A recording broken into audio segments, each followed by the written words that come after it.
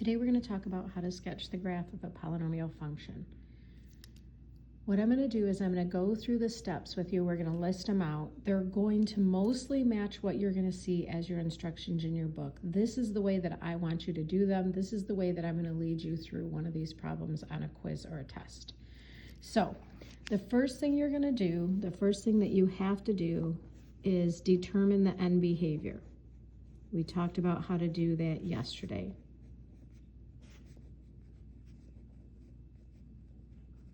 And we do this by applying the leading coefficient test. Leading coefficient test. The next thing we're going to do is we're going to find all the real zeros. These are also known as the x-intercepts.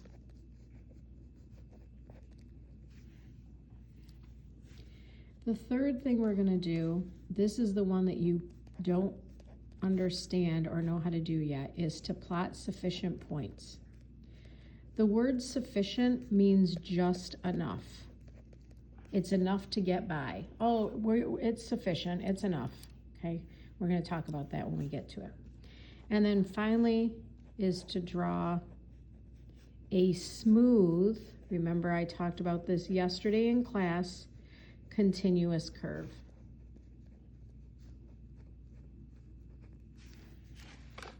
All right, so we're going to go through an example together. And again, this is going to be a sketch.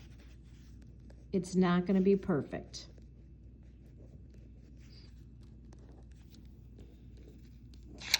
You would not be able to use your calculator for this on a quiz or a test, nor would you be able to use Desmos.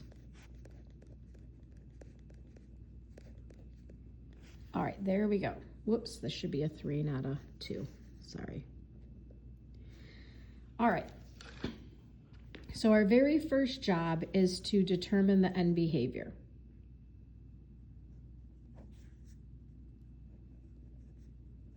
On a quiz or a test, this question will actually say end behavior, and then you'll do this.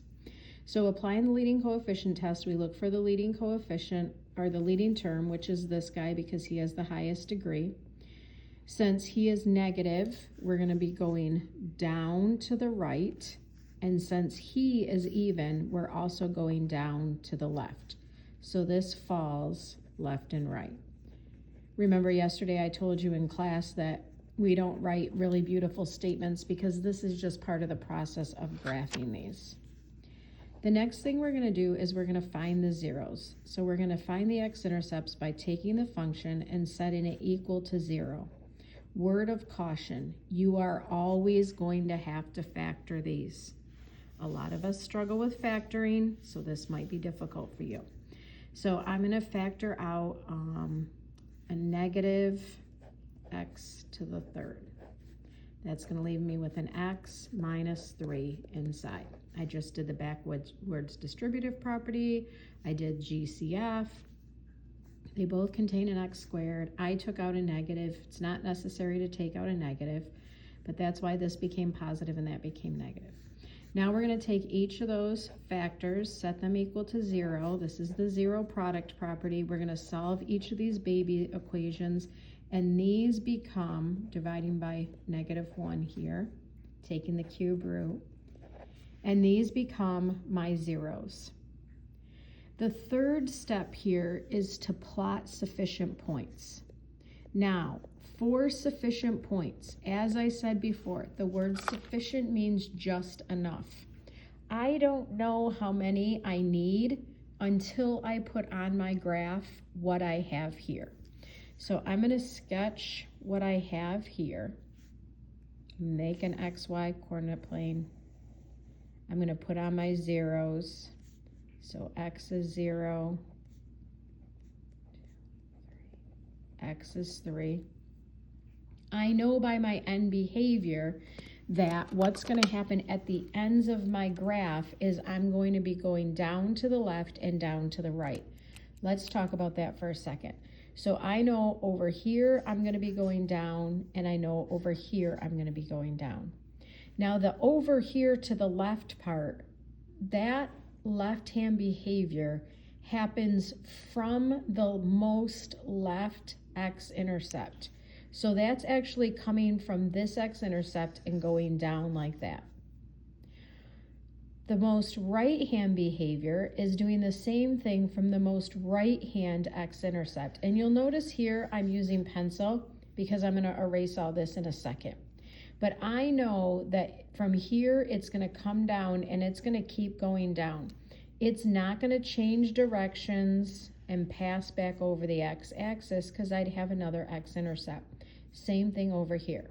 So we're going down, going down. What I don't know what's happening, where I don't know what's happening, is in between those x-intercepts. I don't have sufficient information to know what's happening there. What could be happening there is I might be doing this. Or what I might be doing is this, which is the same kind of behavior, it's just that I'm going up higher. Or I could be below the x-axis, so I might be doing this. I don't know what's happening. I don't have sufficient information, so I need to figure that out. That's where the sufficient points come from. So what we're going to do is we're going to choose an x value between this x-intercept and this x-intercept. So either 1 or 2, doesn't matter which one. These sufficient points are going to change every single time you do one of these. It's never going to be the same. It's always based on what you have at this point in your graph. So I'm going to try 1 or 2 as my x value. I might as well use 1. So I'm going to let x be 1. What I'm doing with x equals 1 is I'm taking it up here and plugging it into the equation so I can get a y value. Y equals negative x to the 4th plus 3x to the 3rd. Y equals negative x to the 4th plus 3x to the 3rd. So I'm going to put a 1 in here.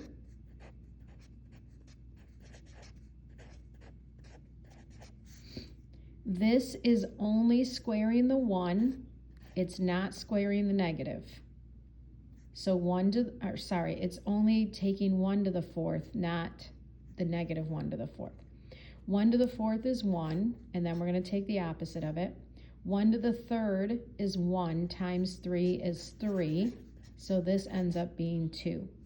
So this is my y value when my x value is 1. So what I just did is I found an ordered pair where my x value is 1 and my y value is 2. So now I know that if I was going to plot a point at 1, I would have to go up here to 2 to do that. I know this end behavior. I know this end behavior. Do I know if I immediately come back down here or do I go up higher? No, I don't. That's why this is a sketch.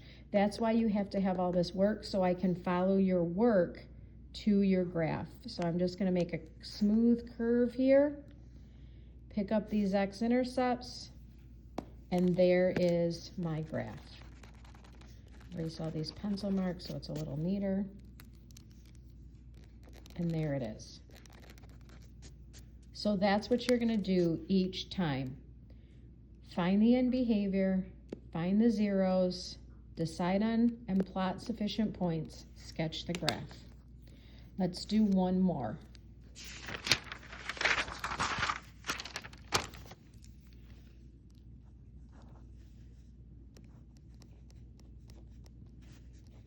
Six x squared minus 5x to the 3rd plus x to the 4th.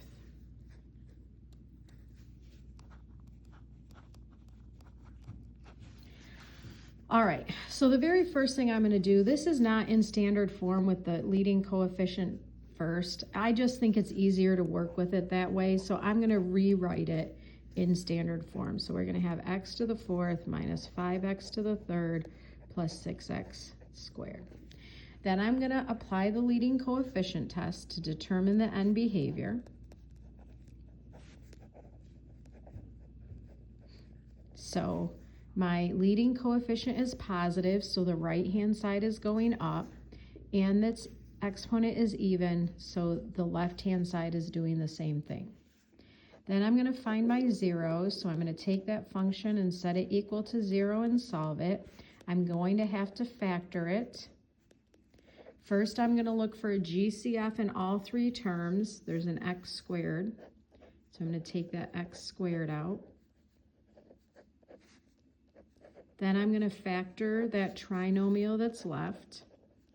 Factors into x minus 3, x minus 2. So then I'm going to take each of these factors, set them equal to 0, and find my zeros. So I get x equals 2, x equals 3, and x equals 0. Now to do my sufficient points, I need to look at the graph to decide what I need to choose. So I'm going to make my coordinate plane here. I'm going to plot my zeros. So here is the first 0, 1, 2, and then the next one. Now, again, I know by the end behavior that my far left behavior from my far left x-intercept is going up. And from my right-hand behavior from the far right x-intercept, I'm going up. What I don't know is what's happening in between here.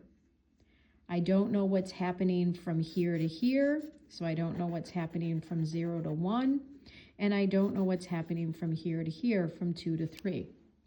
So this time I'm going to have to choose two sufficient points.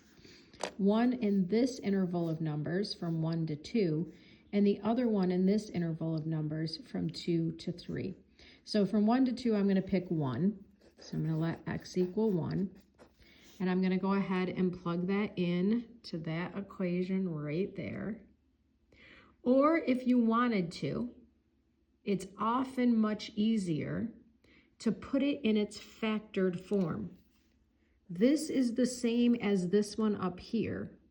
So wouldn't it be way easier to plug 1 in here instead of doing all that work? Well, yeah, it sure would. So I'm going to use x squared, x minus 3, x minus 2. And I'm going to put 1 in. So 1 squared, 1 minus 3, 1 minus 2, 1, negative 2, negative 1, which is 2. So my y value is 2 when my x value is 1, so I have 1 comma 2. So over 1 up 2. So I know that I'm going to come down here, pick this guy up, come up here, and then I'm going to come down here. But what I don't know now is, am I coming down here or going back up again before I come over here? So now I need to choose a value between 2 and 3. So 2.5. So I have 2.5 squared times 2.5 minus 3 times 2.5 minus 2. So 2.5 squared is 6.25. 2.5 minus 3 is negative 0.5. And 2.5 minus 2 is 0.5.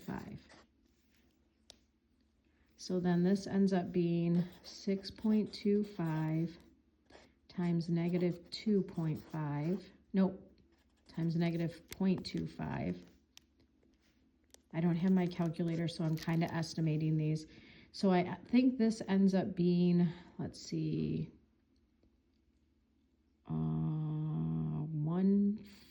1.5 something, negative 1.5 something, I think. Positive times a negative is a negative, I know that for sure.